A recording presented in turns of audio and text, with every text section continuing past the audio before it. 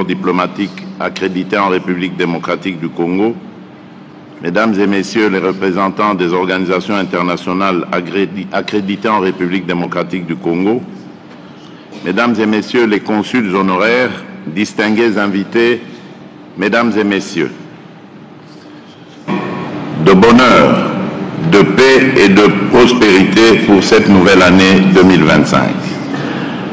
Cette cérémonie est également l'occasion de vous exprimer, au nom du peuple congolais, du gouvernement et en mon nom propre, notre profonde gratitude pour les actions que vous avez menées au quotidien en faveur de la consolidation des relations d'amitié et de coopération entre vos pays, vos organisations et la République démocratique du Congo durant l'année écoulée. Je voudrais par ailleurs profiter de cette tribune pour souhaiter la bienvenue et réitérer mes félicitations aux nouveaux ambassadeurs de la Fédération de Russie et de la République de l'Inde, accrédités en République démocratique du Congo, et qui m'ont présenté leur lettre de créance en ce début d'année 2025. Votre présence parmi nous marque une nouvelle étape dans nos relations bilatérales et multilatérales, et je suis convaincu que nos collaborations futures renforceront davantage nos liens d'amitié. Monsieur le doyen du corps diplomatique, Excellences, Mesdames et Messieurs, l'année 2024, bien que marquée par des défis considérables, a également été une année de progrès significatif pour la République démocratique du Congo. Ce fut une année où, face à l'adversité, nous avons choisi la résilience, l'action et la conviction. Aujourd'hui, je me tiens devant vous pour exposer nos priorités et réaffirmer avec fermeté nos attentes envers la communauté internationale face aux menaces persistantes qui pèsent sur notre nation et notre région. Excellences, Mesdames et Messieurs, 2024 avait débuté sous le signe de la confirmation de ma victoire et de celle de la coalition politique que j'ai conduite, l'Union sacrée de la nation, lors des élections générales de décembre 2023. Ce scrutin libre et transparent a permis au peuple congolais d'exprimer dans toute sa souveraineté sa confiance renouvelée en notre vision et notre projet de société. Cette confiance, je la considère comme un appel à ancrer durablement la justice, la paix et le développement au cœur de notre gouvernance. Fort de ce plébiscite populaire, j'ai eu l'honneur le 20 janvier 2024 de prêter serment pour un second mandat à la tête de notre nation. Ce moment chargé de sens témoignait de la vitalité démocratique de notre pays, où la légitimité du pouvoir réside dans les urnes et où la séparation des pouvoirs entre les institutions garantit un équilibre indispensable à la gestion de la chose publique. En République démocratique du Congo, nous avons fait le choix irréversible de bannir la dictature et de construire une démocratie véritablement inclusive. Contrairement à d'autres pays où les élections s'apparentent à des répétitions d'un scénario préécrit, avec des adversaires soigneusement choisis d'avance pour garantir un résultat inchangé, le processus électoral congolais est un espace ouvert où chaque voix compte, où chaque citoyen peut concourir et où l'opposition a sa place. Ce modèle, certainement perfectible, représente aujourd'hui une source d'inspiration pour de nombreuses démocraties émergentes en Afrique et dans le monde.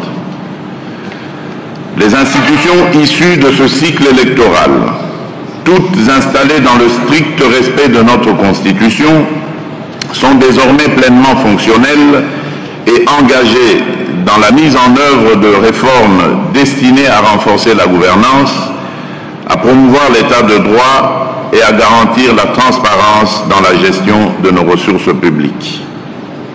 La nomination de Madame Judith Suminwa Tuluka en tant que Première ministre, première femme à occuper ce poste dans l'histoire de notre pays, est une illustration claire de notre volonté de promouvoir l'inclusion et de renforcer la participation des femmes à la gestion des affaires publiques.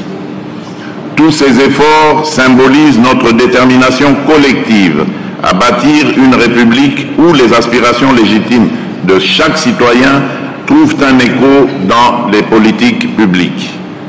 Cette dynamique s'inscrit en faux contre toute forme de répression et d'autoritarisme et témoigne de notre engagement à promouvoir des valeurs de liberté, d'inclusion et de respect des droits humains.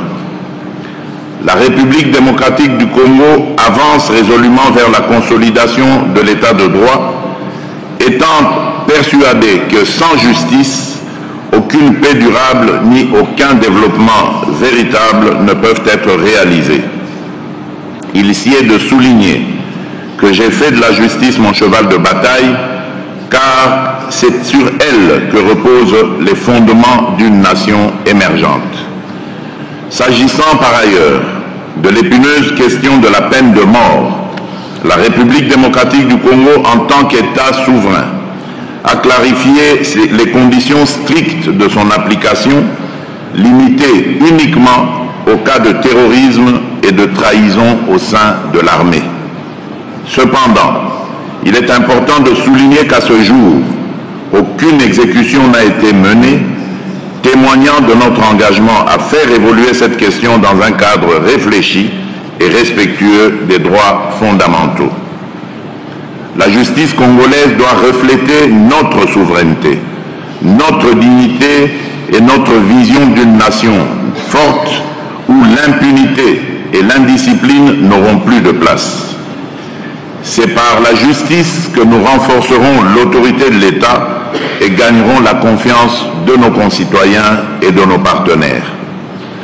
Monsieur le doyen du corps diplomatique, Excellences, Mesdames et Messieurs, en ce début d'année, alors que nous renouvelons nos vœux de paix et de prospérité pour nos nations respectives, je me dois de vous entretenir des défis cruciaux auxquels la République démocratique du Congo fait face, au premier rang desquels se trouve la sécurité de nos populations.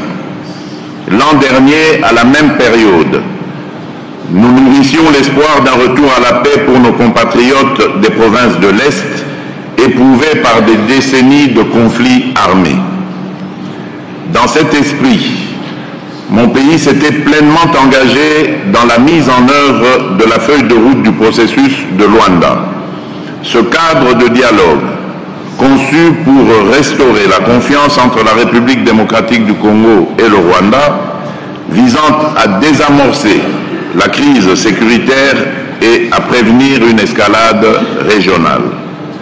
Cependant, en dépit de notre bonne foi et de notre volonté inébranlable de privilégier la voie diplomatique, la situation sécuritaire à l'Est s'est gravement détériorée.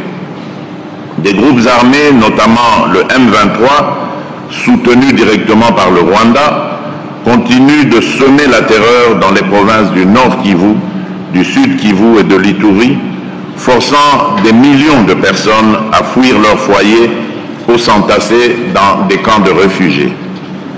Le rapport accablant des experts des Nations Unies, publié en décembre 2024, a confirmé ce que nous dénonçons depuis des années.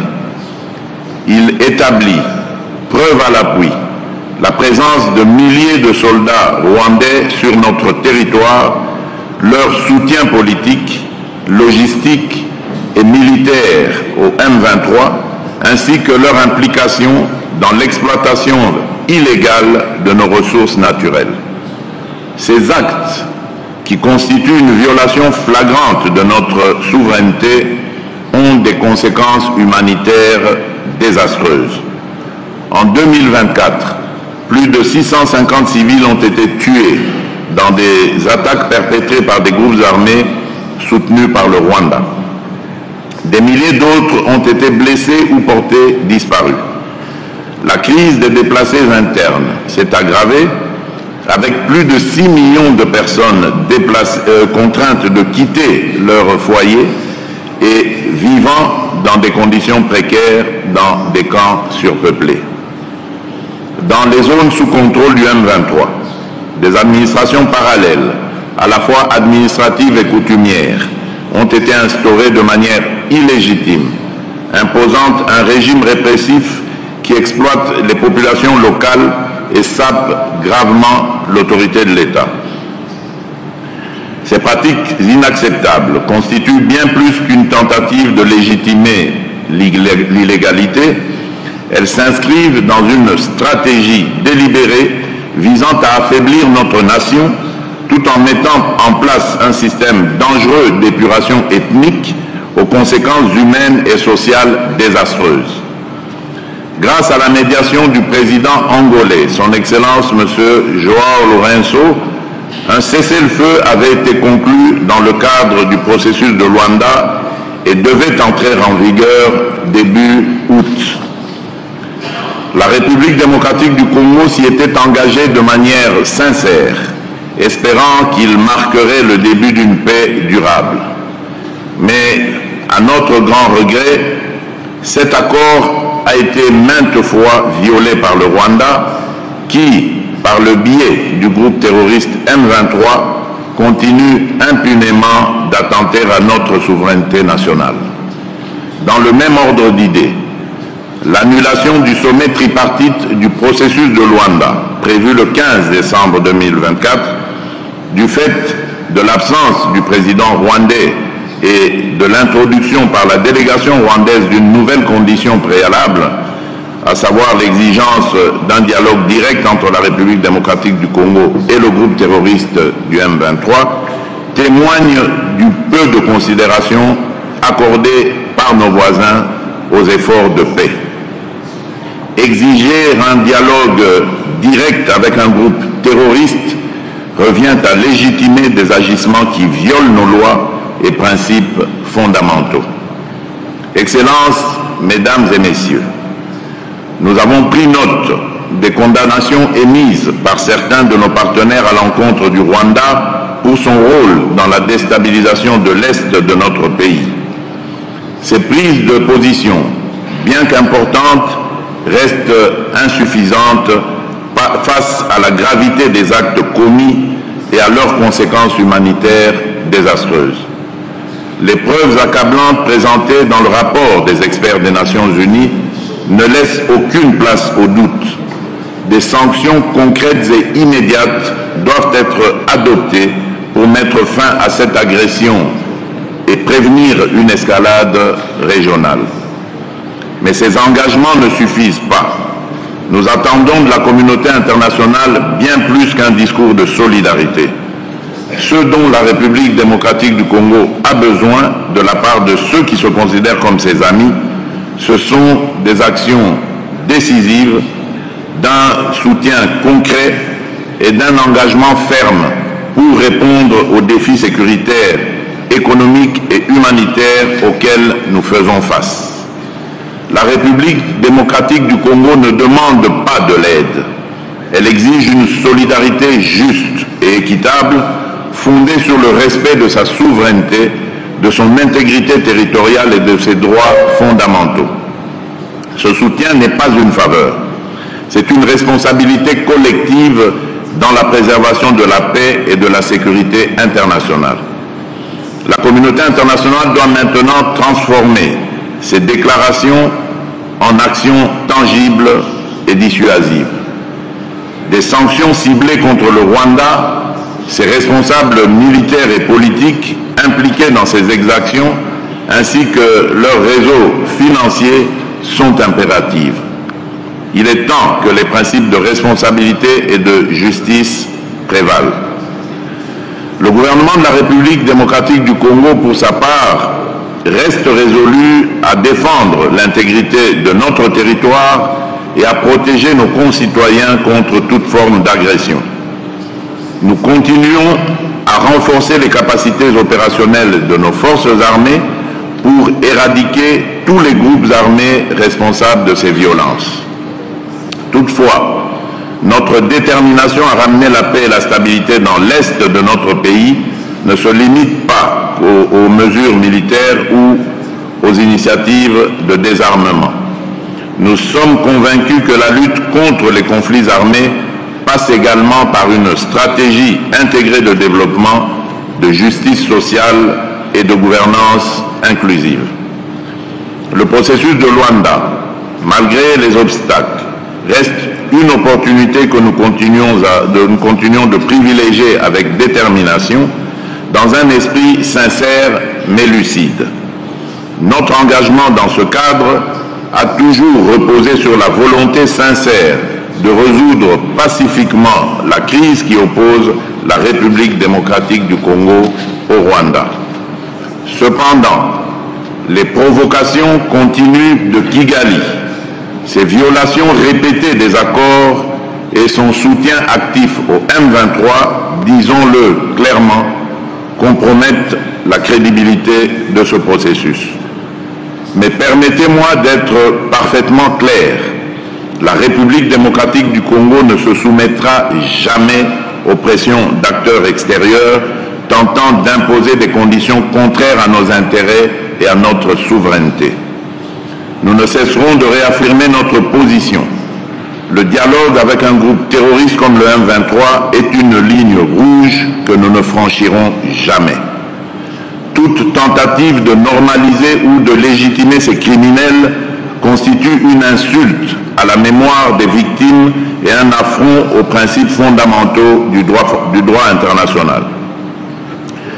Dans ce contexte, je salue le rôle crucial joué par la mission de la Communauté de développement d'Afrique australe, la SADC, en République démocratique du Congo par la SAMI DRC. Le renouvellement de son mandat en 2024 a été un signal fort de solidarité régionale face à la menace posée par les groupes armés. La SAMI DRC, par son appui aux forces de la République démocratique du Congo, continue de jouer un rôle essentiel dans la stabilisation des provinces affectées. Ce partenariat, fondé sur la confiance et le respect mutuel, est un exemple concret de l'efficacité de la coopération régionale pour faire face aux défis sécuritaires. Nous devons cependant aller au-delà de ces efforts. La lutte contre les groupes armés ne peut être pleinement efficace sans s'attaquer aux racines économiques des conflits. L'exploitation illégale de nos ressources naturelles, en particulier les minerais stratégiques tels que le coltan et l'or, alimente ces violences et profite à des réseaux criminels transnationaux. En 2024, nous avons intensifié nos efforts pour renforcer la traçabilité de nos minerais avec le soutien de partenaires internationaux. Nous avons également entamé des discussions pour la mise en œuvre de mécanismes de transparence et de certification pour garantir que les richesses de notre pays bénéficient aux Congolais et non à des acteurs extérieurs. Ces initiatives, bien que prometteuses, nécessitent un engagement global pour tarir les sources de financement des groupes armés et renforcer la gouvernance dans le secteur des ressources naturelles. Excellences, Mesdames et Messieurs, dans un autre registre, nos efforts pour renforcer l'autorité de l'État et garantir la sécurité de nos citoyens se poursuivent avec une détermination sans faille. Dans ce contexte, la mise en œuvre du plan de désengagement progressif de la MONUSCO représente une étape essentielle. Ce processus, mené en concertation avec les Nations Unies et conformément à la résolution 2666 du Conseil de sécurité, est une réponse à la volonté légitime de notre peuple de voir l'État congolais assumer pleinement ses responsabilités en matière de sécurité et de gouvernance. Nous avons entamé ce désengagement de manière ordonnée dans la province du Sud Kivu, en mettant en place des mécanismes pour éviter tout vide sécuritaire. Ce retrait progressif est accompagné d'un renforcement significatif des capacités de nos forces armées et de nos forces de sécurité qui ont démontré leur engagement à protéger notre territoire et nos populations.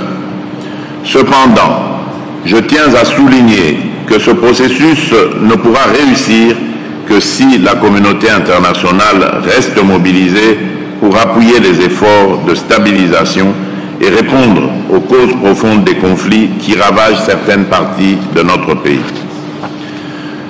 Dans cette optique, nous avons renforcé l'action du Plan national de désarmement, démobilisation, relèvement communautaire et stabilisation, le PDDRCS. Ce programme, fondamental pour la réintégration des anciens combattants dans la vie civile, vise à offrir une alternative durable aux jeunes enrôlés dans les groupes armés. Il contribue à briser le cycle de la violence en créant des opportunités économiques et sociales pour les populations les plus vulnérables. Le PDDRCS ne se limite pas à la démobilisation des combattants. Il s'inscrit dans une vision plus large de stabilisation des zones affectées par les conflits. À travers des initiatives de relèvement communautaire, nous œuvrons pour restaurer l'autorité de l'État, reconstruire les infrastructures de base et offrir aux populations locales les services essentiels dont elles ont été privées pendant des années.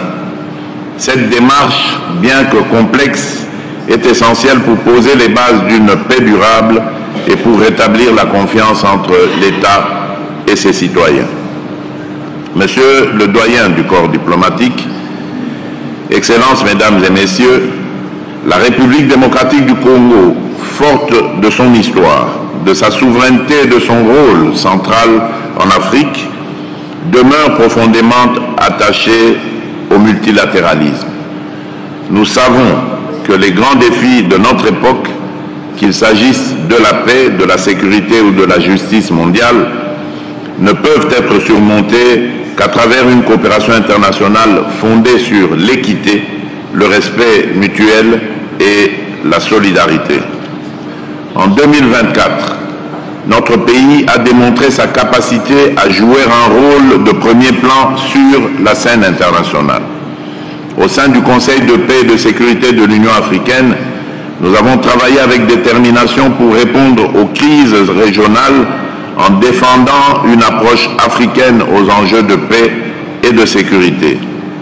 Nous avons agi avec responsabilité et conviction, non seulement pour défendre les intérêts de notre continent, mais aussi pour affirmer l'urgence de solutions africaines face aux défis africains.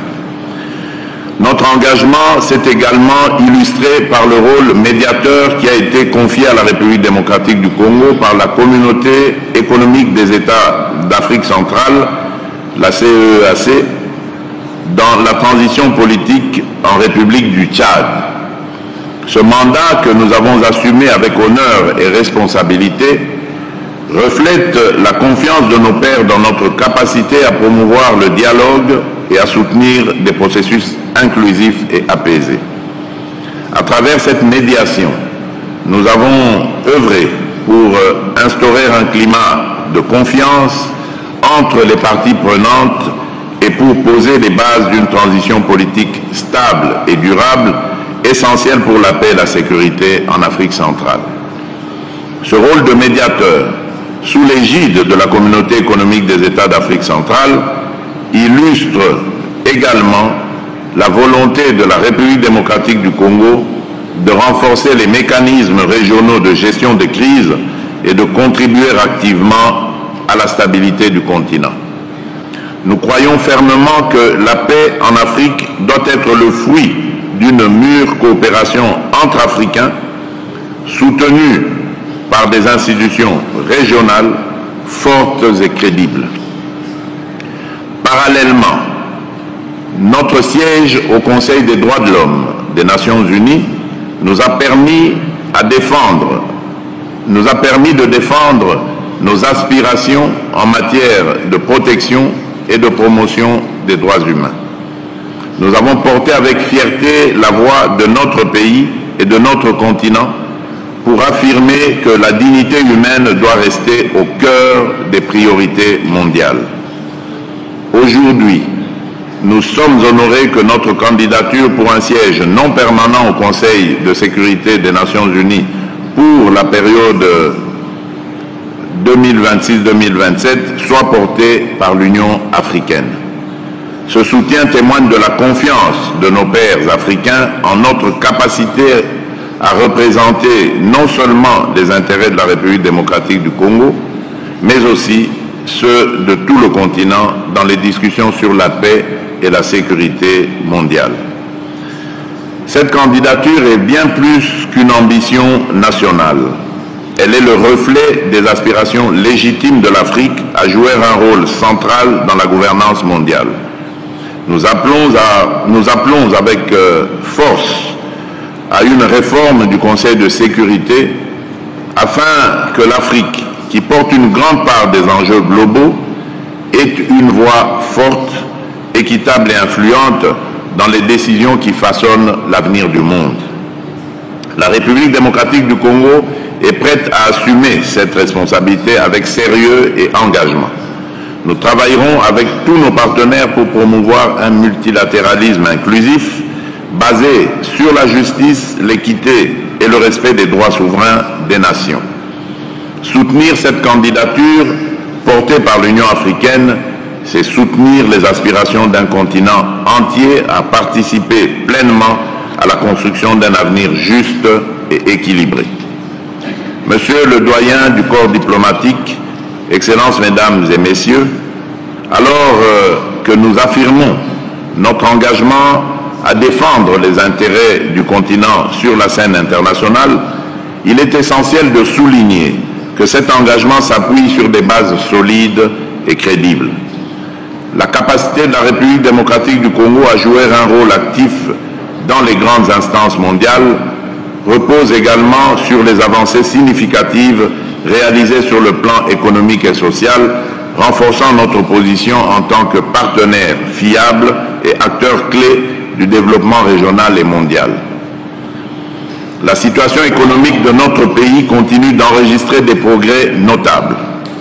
Nous venons de conclure un accord historique avec le Fonds monétaire international mobilisant 2,9 milliards de dollars pour soutenir notre programme ambitieux de réformes économiques et sociales.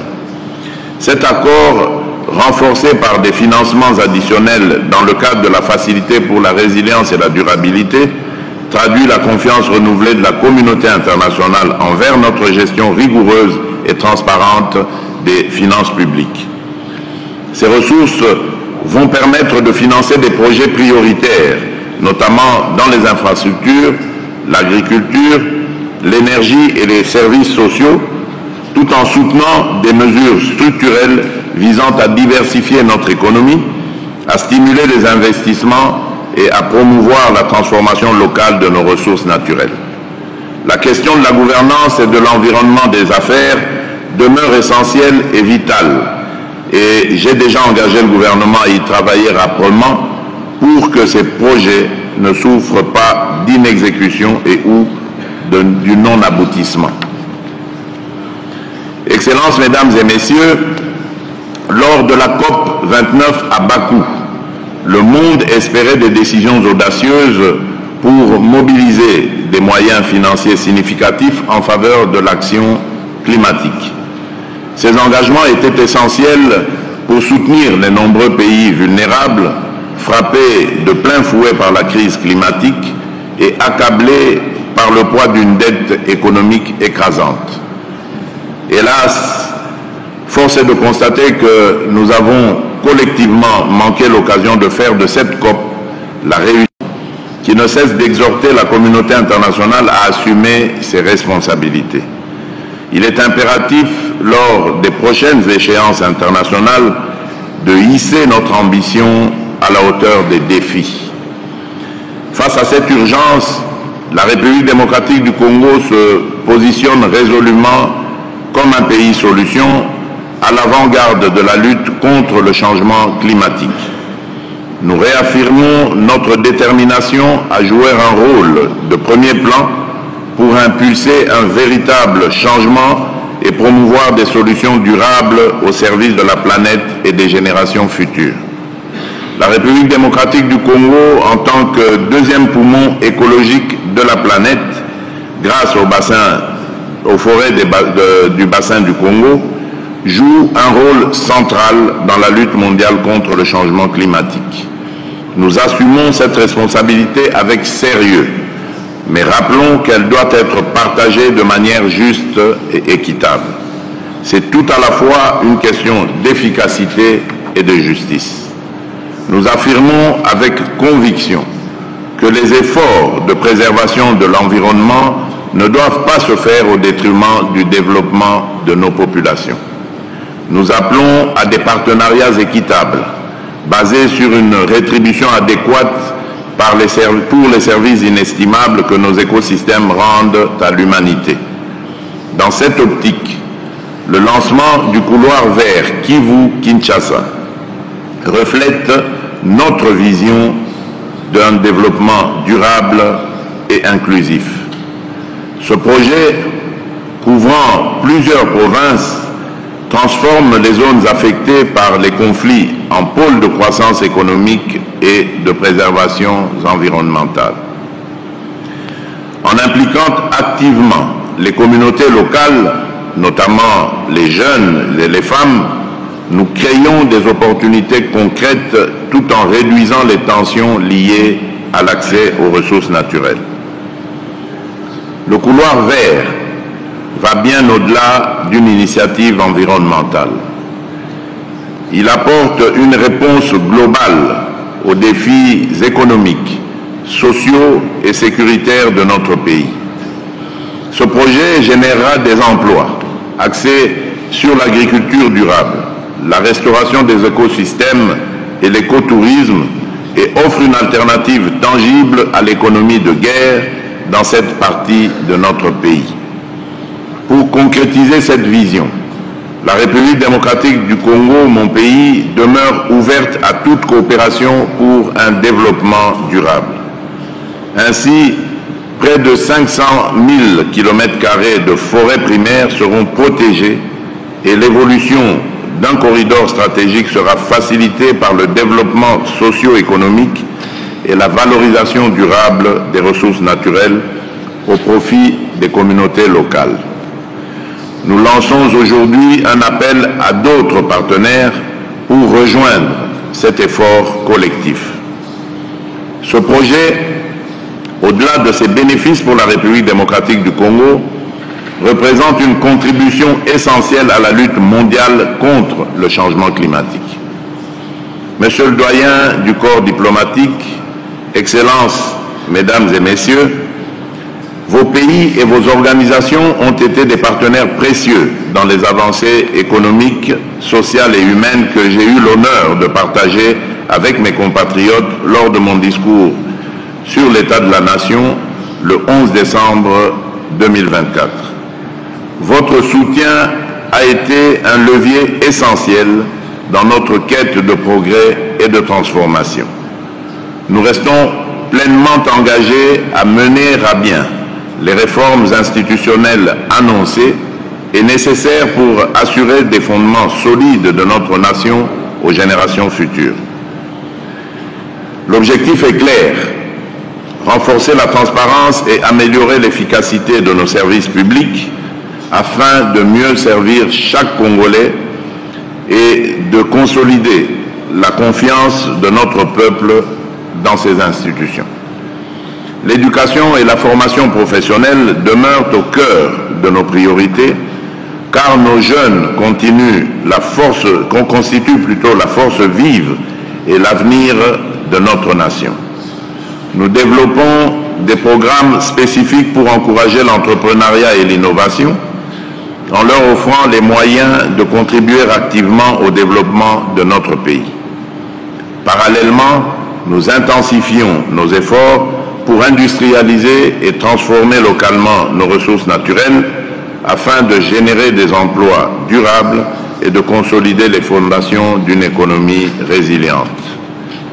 la sécurité, le bien-être de nos concitoyens et le rayonnement de notre pays sur la scène internationale, telles seront les priorités de notre action en 2025. Enfin, je compte sur chacun de vous, représentants de vos États et organisations, pour être les ambassadeurs de la République démocratique du Congo auprès de vos gouvernements et institutions. Portez avec fierté le message d'un pays en plein dynamisme, ouvert au monde et déterminé à bâtir un avenir prospère. Je voudrais clore mon propos en vous souhaitant à nouveau, à chacune et à chacun de vous, une excellente et heureuse année 2025, empreinte de succès et de sérénité. Que cette nouvelle année renforce nos liens d'amitié et de coopération pour le bien de nos peuples et de notre planète. Je vous remercie.